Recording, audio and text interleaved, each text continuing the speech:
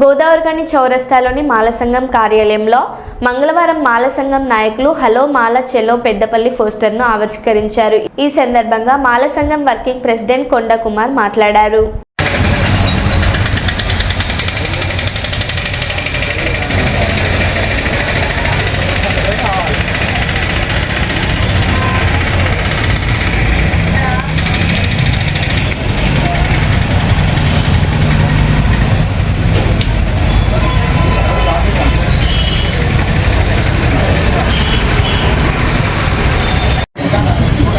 August 2 శనివారం రోజున మన గౌరవ గడ్డం వివేక్ వెంకటస్వామి భూగర్భ గనుల శాఖ మరియు ఉపాధి శాఖ మంత్రి గారి ఆత్మీయ సమ్మేళనం 2 తారీఖు ఉన్నది.